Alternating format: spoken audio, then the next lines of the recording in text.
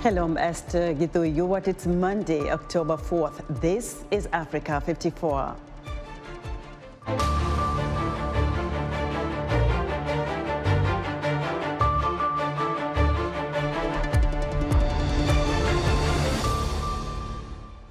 The World Bank chief confirms that Sudan's economic situation is improving, but more work and patience are needed.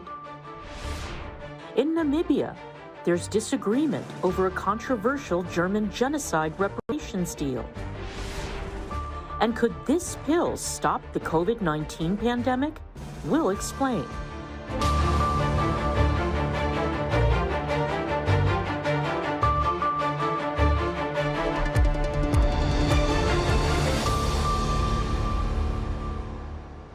The head of the World Bank, David Malpass, has said Sudan's economic situation is gradually improving, but will require patience. David Doyle has more. Sudan's economic situation is improving, the president of the World Bank has said.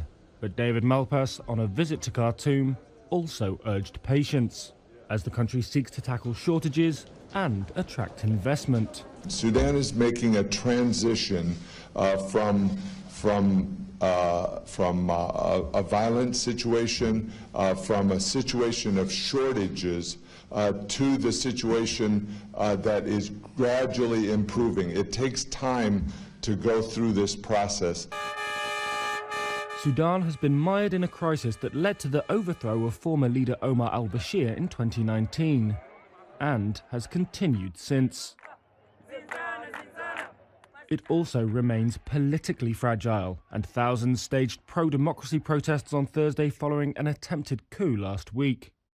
Meanwhile, Prime Minister Abdallah Hamdok was meeting with Malpass. Hamdok said inflation had slowed slightly to 388%, and that a sharply devalued currency had shown signs of stabilizing. The trade deficit declined year on year to $1.2 billion in the first half of 2021. But many Sudanese continue to struggle with poverty, shortages of medicines, and power cuts. Shortages of fuel and of bread have improved substantially, and I think there can also be improvement on the electricity side. It's going to mean higher prices at the right time as the reforms are put forward, but that brings in more supply, and that can really help Sudan have more access. Malpass is the World Bank's first president in decades to visit Sudan, which faced extensive sanctions under Bashir. Over the next year, the bank says it will commit around $2 billion in grants to help tackle poverty and inequality, including hundreds of millions over the next 2 months for budget support, electricity improvements, and irrigation projects. David Doyle, Reuters filed that report. The Ethiopian parliament on Monday confirmed incumbent Abiy Ahmed as prime minister for a 5-year term, cementing his power domestically amid mounting international concern of his government's handling of the conflict in northern Ethiopia. This comes as the United Nations warns that hundreds of thousands of people are experiencing famine in Ethiopia's war-ravaged northern region of Tigray.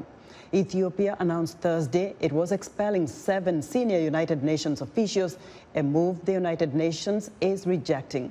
Ethiopia is accusing UN officials of diverting aid and communication equipment to the Tigray People's Liberation Front, failing to demand the return of aid trucks deployed to Tigray, violating security arrangements and spreading misinformation. The United Nations states is condemning the expulsions and warns that it will not hesitate to use unilateral sanctions against those who have obstructed humanitarian efforts. Now, for more on the expulsion of UN officials from Ethiopia, standing by live from the United Nations in New York is VOA UN correspondent Margaret Bishia. Margaret, what's the status of the officials who are expelled? Well, Esther, the Ethiopian government said on Thursday that they had 72 hours to leave the country. That was up on Sunday. The United Nations said today that the 7 are not in the country. What I'm hearing is that a couple of them were not even in the country to begin with, but that the entire 7 are no longer there, and that the UN is basically saying they had to, the ones that left had to leave because they needed to do it for their safety, and that's because the host country is responsible for the safety of UN personnel. So if the government is trying to expel them, they're not necessarily going to protect them if they're there. So the UN felt they had no other choice but to remove their staff members from the country for now. Very interesting, because Ethiopia's Foreign Affairs Ministry on Friday asked the UN to expeditiously replace those expelled officials to allow the continuation of cooperation, providing humanitarian assistance to those affected. How has the United Nations reacted to this? So what I'm hearing is that the UN Secretary General spoke with Prime Minister Abiy last on Friday. He told him, we don't accept this idea of you expelling our staff. This idea of persona non grata, not welcome here, is something that is only applicable between 2 countries. So let's say Ethiopia and another country. It's not applicable to UN staff. They're protected by a Convention on Immunities. They're protected by the UN Charter. So the UN, on a legal ground, is saying you can't kick our people out. But in terms of replacing them, right now, as it stands, they're still negotiating to keep them there or to return them there. And I don't think the conversation has gone so far as to talk about replacing them. But the UN does say that there's a serious humanitarian situation in Ethiopia and that the work needs to get done. So they'll have to figure out how to do it. Margaret, there has been a lot of attention since this Tigray conflict began, and I'm just wondering whether, they're expelling the UN officials, coupled with the crisis and the famine there, whether other officials at the UN are looking at this as an umbrella situation and what might be the likely scenario. Look, there's concern at all levels at the United Nations about the humanitarian situation and about this development. The UN Security Council met Friday and discussed it. I just spoke with the ambassador of Niger, who sits on the council. He's one of the 3 African members. He told me that there's discussions about holding another meeting about it this week. The African members will not block having a meeting about that. So there is some support in that sense from African countries to control this, to discuss this. I'm sure they don't want to see a situation spiral out of control in the Horn that, further destabilizes the region. So there's a lot of concern, and there's still a lot of discussions going on about it. I don't think we can say the final word has been heard yet on this story. Margaret, thank you so much. You're our ears on the ground. VOA UN correspondent Margaret Bashir reporting live from the United Nations. The Namibia government is welcoming $1.3 billion as part of a 1904 to 1908 German genocide reparations deal. The government sees it as a step in the right direction, while acknowledging that the amount can never be good enough. However, the Over-Herero and Nama communities, the main groups affected by the German genocide, are not taking any of that. They are rejecting the deal and demanding for a renegotiation. Confidence Musafiri has more in this report narrated by Jessica Kayemu. Meet Mbeuta Wanjarakana, Executive Director of Namibia's Ministry of Information, a high-ranking government official tasked with communicating the ruling SWAPO party's government policies. He is a descendant of the genocide, which claimed 80% of the Over-Herero population and 60% of the Nama population.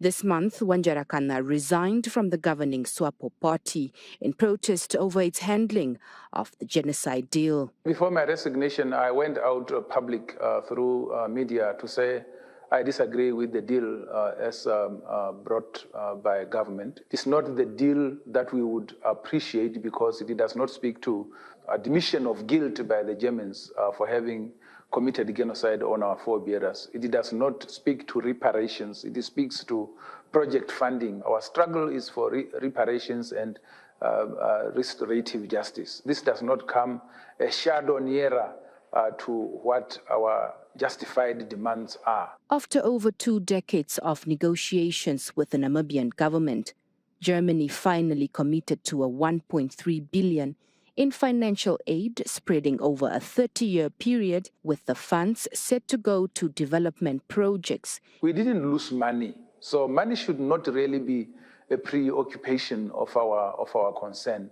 We lost land, we lost our livestock, we lost our culture. But is it Germany's fault that the deal is bad when Namibia was well represented? Government was not supposed to appoint representatives. Affected communities were supposed to field their representatives. In fact, the motion, 2006 motion, says the affected communities should face the Germans. The Namibian government should be an interested party accompanying its citizens who are descendants of the victims to engage the German government. So how the government accept that role from the communities and ran away, that was the negotiation in bad faith. Because government is not the rightful claimant to reparations, to restorative justice. It is the affected communities. The so-called legitimate representatives of the Harare and Namibia have effectively dumped the deal. They are disowning key elements in the deal. They are disputing the quantum. They are demanding 8 trillion euro as opposed to the 1.1 billion euro offered by the Germans. They are saying they have never seen these proposals for this quantum. They are disowning other key elements. It just tells you and confirms to you that both the Namibian and German government were negotiating on our behalf in bad faith. This is not what they have negotiated. So it's a baby born dead. We were grossly misrepresented by the Namibian government. The money doesn't even take off. The money probably amounts to the daily installment which they should pay for the next 200 years. In which representatives of the Ovaherero and Nama of Namibia explain why they are demanding much more from Germany for the atrocities committed against their communities. Turning to East Africa now. Kenyan President Uhuru Kenyatta and his family are facing scrutiny after it was revealed that they are among the world leaders said to have hidden away billions of dollars in secret offshore accounts.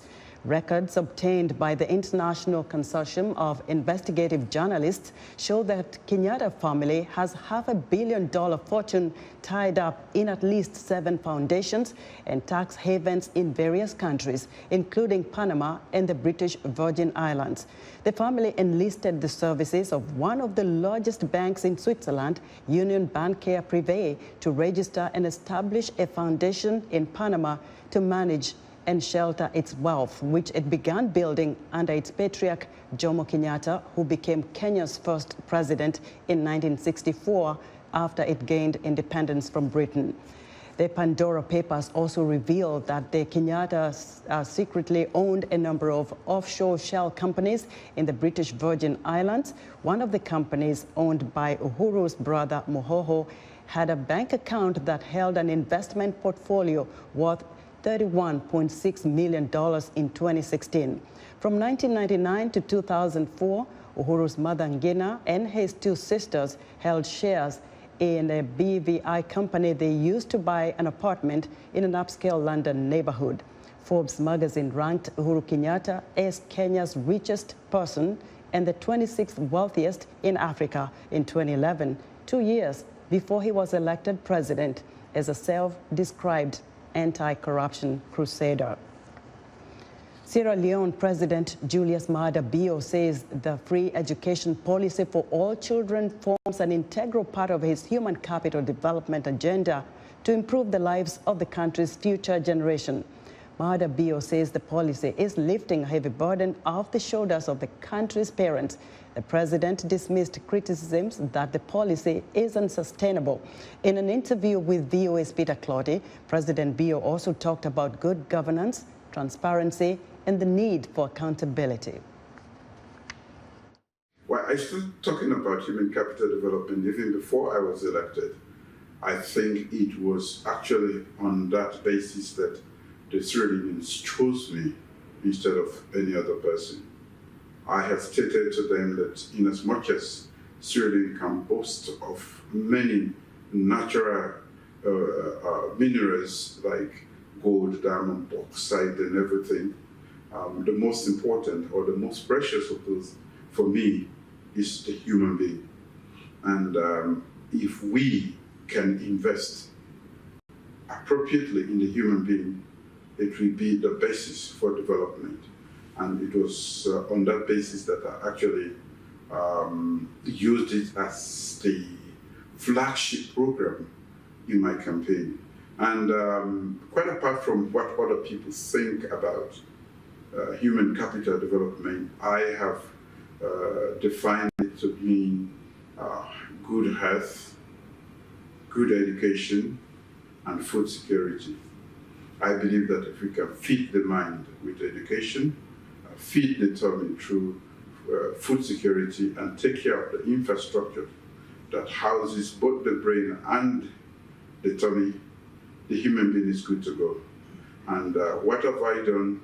Identified education, and when I identified education, broadly education, meaning all forms of education for the people of Sierra Leone, we have, I realized that not everybody had access to education because of the level of poverty in our country. So I decided to do the heavy lifting. Government decided to pay for every child from pre-primary school to the end of high school. That is for the boys. And for the girls, those doing STEM courses, science, and so on and so forth, can go up to university. Anecdotal evidence is beginning to indicate that even the kids are beginning to perform better at school. Retention is better, and everybody is happy because this is the only way we can distribute wealth.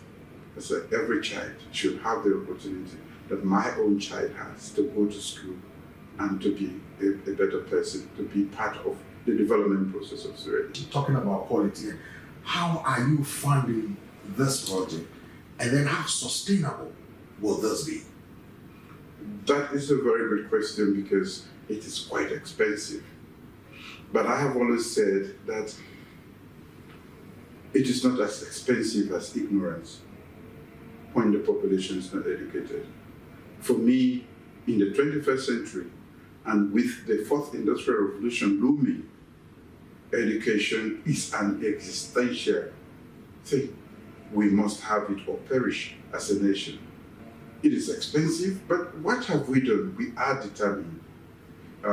We have been able to close up most of the loopholes,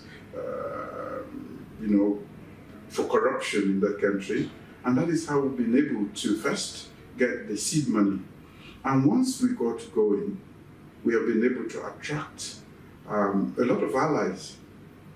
The Global Partnership for Education, the World Bank, a lot of institutions are supporting. So the combination of what we are putting in and what other great partners who mean development, sustainable development for Africa and Sierra Leone, they are putting their money in. That was VOA's Peter Clotty speaking with Sierra Leone President Julius Maada Bio. Be sure to join Africa 54 on Tuesday for part 2 of Peter's interview with President Bio.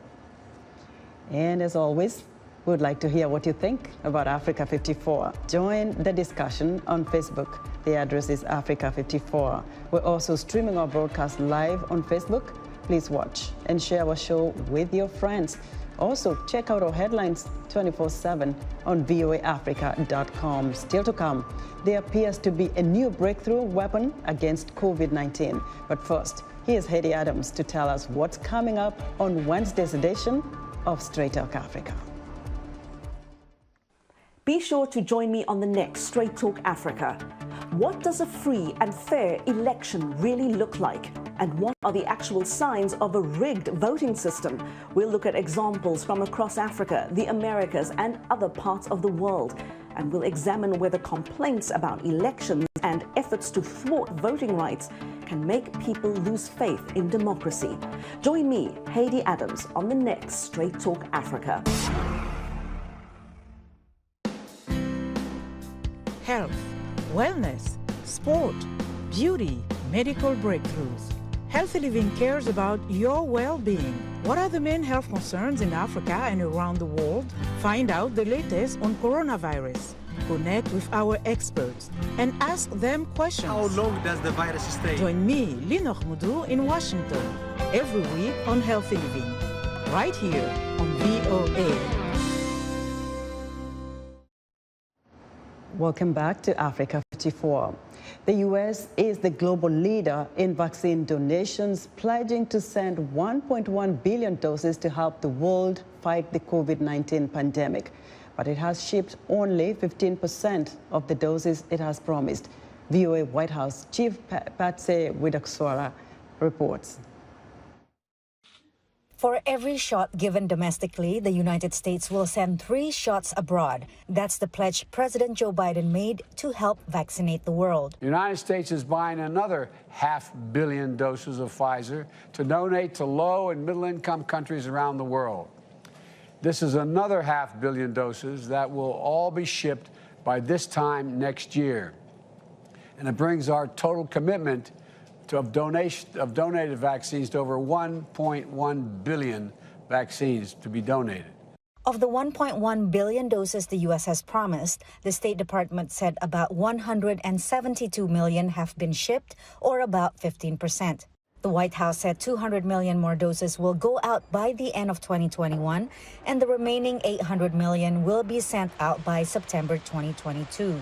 The claim about being the arsenal of vaccines for the world, I think, is a great talking point. It would be great to see put into action, but that can't just be about donation pledges.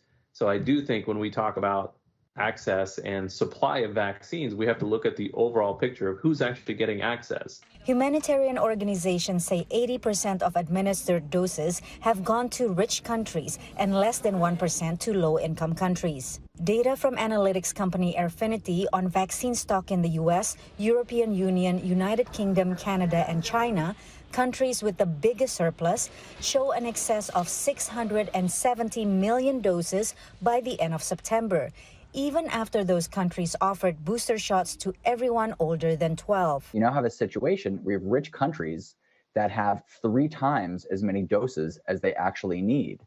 And there's a real risk there that, 1, it's leaving out much of the world, and 2, we may not be able to use that full supply. We're already seeing rich countries essentially waste millions and millions of doses because they expire before they can be used. Advocates say the U.S. should be ramping up shipments of donations now and do more to transfer vaccine technology.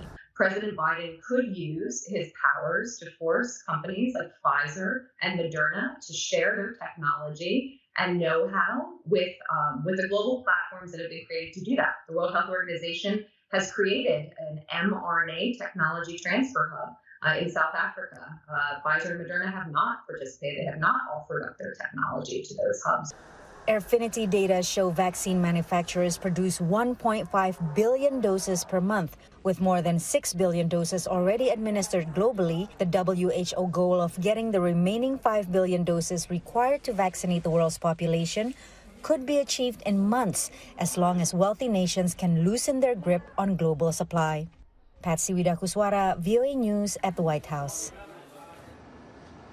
There's a new weapon against COVID-19, and it's in capsule form. VOA's Caroline Presutti explains how it's a breakthrough and why other pills have been discovered that we haven't heard about. A stark illustration of the new number of COVID deaths in the United States, 700,000. From the White House, that is a striking, horrifying number of lives lost. But now, new hope. A pill that drug company Merck says prevents the coronavirus from multiplying. So promising that the clinical trials were stopped early, so more lives could be saved. Taken at the onset of the disease, the pill reduces the risk of hospitalization or death by half. They could go to their pharmacy and take their medication the way they do other medicines. This would allow us to treat many more people much more quickly, and we trust much less expensively.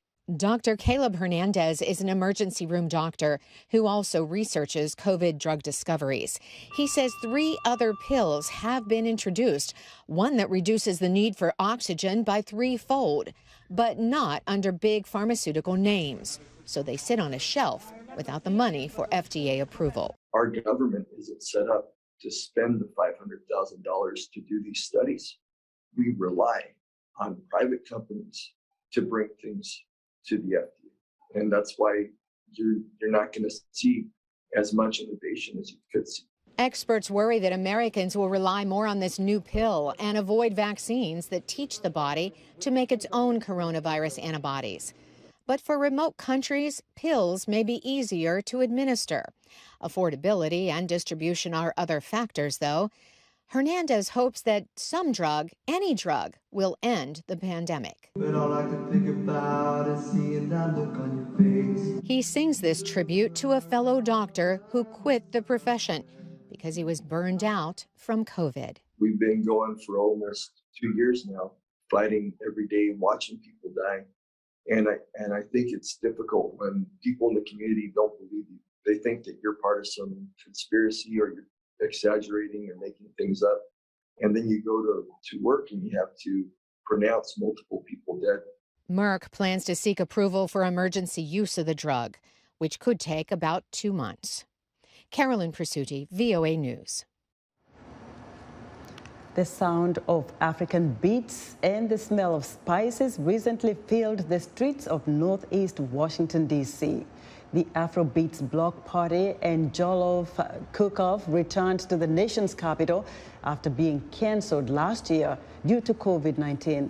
It celebrated African food, music, and culture by featuring a variety of activities, including pop-up shops showcasing African and African-American crafts and food vendors serving up traditional African dishes. The event also answered the age-old question, whose jollof rice is the best in Washington area? Though ingredients and preparation vary, jollof rice is typically made in a single pot with long grain rice, tomatoes, onions, spices, vegetables, and meat. While the festival didn't take place last year, the 2019 winner of the cook-off was Sierra Leone. The 2021 champion was Liberia, with Sierra Leone and Ghana tied for a second place. We have it here. Thank you so much. That wraps up our show for today. Be sure to watch Africa 54 on our website at voaafrica.com. From all of us in Washington, thanks for watching.